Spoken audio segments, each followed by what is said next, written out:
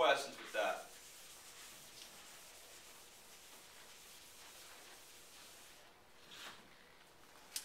Okay, in division, let's say we have 52.8 divided by 9.1. So for here, whatever is first, that's what's going to go inside. 52.8 divided by 9.1. Okay, so we could say that this first term here, this is a dividend. And the 9.1, that's the divisor. So inside, this inside is always the first term, or the dividend.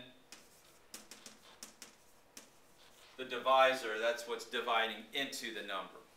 Okay, and then the answer, that's going to be the quotient. And then what's ever left over is the remainder. Okay, but before we start, right, we got to move that decimal point over. We got to move this over one place, but when we do that, we have to move this decimal point over one place. Well, why do we do that? Well, if we take a look at 52.8 and write it as a fraction, 52.8 over 9.1, what we're really doing here is multiplying both sides, numerator and denominator, times 10. Because 10 over 10 is what? Anything over itself except for 0 is going to be 1, right? So we multiply 10 times 52.8, we get 528. 10 times 9.1, that's 91. So really what we're doing is we're multiplying both terms times 10. Okay? What we just look at is just moving the decimal point over. Now wherever this decimal point is, you have to go ahead and put that up in for the quotient. Okay? And so now we look at 91 can't divide into 5, right? 91, can 91 divide into 52? No, it can't. Can 92 divide into 528? Yeah. So we start above the 8. And what we do is we estimate. We say 90 can divide into 530. Okay, well if 90, if we round it off to the nearest 10, well, if we cancel out one of the zeros, can we say it's easier to divide 9 into 53, right? As an estimate, which would go how many times? 6, right? 6 times 9. Oh, well, not 54. quite. It's 54. So that's an estimate, right?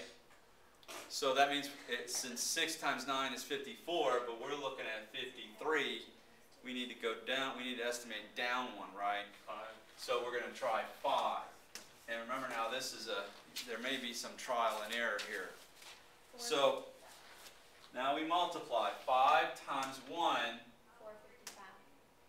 Yeah, that'd be 5, and then 5 times 9 is going to be 45. So we get 455, and so now we subtract. And as long as this number here is not larger than 91, then we know we're okay, that 5 was a good number. So now we subtract. 8 minus 5 is going to be 3, right? And then 2, we have to borrow. So this will be a 4. Now 12 minus 5, that'll be what? 7. Well, 9 doesn't divide into 73, so yeah, we have to add a 0 and bring it down, right? So now we look at 9 divided into 73. 8. And does 9 doesn't divide completely into 73, right? But so that'll be 8 times 1 is 8. 8 times 9 is 72. And so now we borrow, right? It becomes a 2. 10 minus 8 is 2. And that'll be 0 and 0. So we get 5.2, 5.8 remainder 2. Now if we have to keep going, we would add a 0, right? Bring that 0 down. Well, 91 doesn't divide into 20, right? So that means what do we have to put here? A 0. And now what do we do here? Add another 0. And then now 9 keep going to 20. If we take away the last digit of each one, just look at, estimate 9 divide into 20. That would be how many times? 9 goes into 22 times, right? So 2 times 1 is what? 2. And then 2 times 9? What's 18? Okay, what do we got to do here? Can 0 subtract? We got to borrow, right? So that means this will be a what? 9 and then 10. So when you have zeros, you go 9, 9, 9, and then the last one's a 10, right? So now 10 minus 2 is 8. 9 minus 8 is 1. Okay? Now what? Add a 0, right? But does 90, yeah, it's,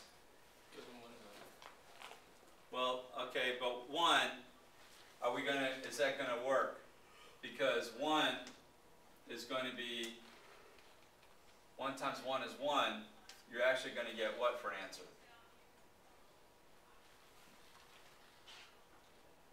If we put 1 here, right, and it's 1 times 1 is 1, and then 1 times 9, okay, that'd be 91. Okay, so now we borrow, that'll be a 7, and that'll be a 1. We get 9.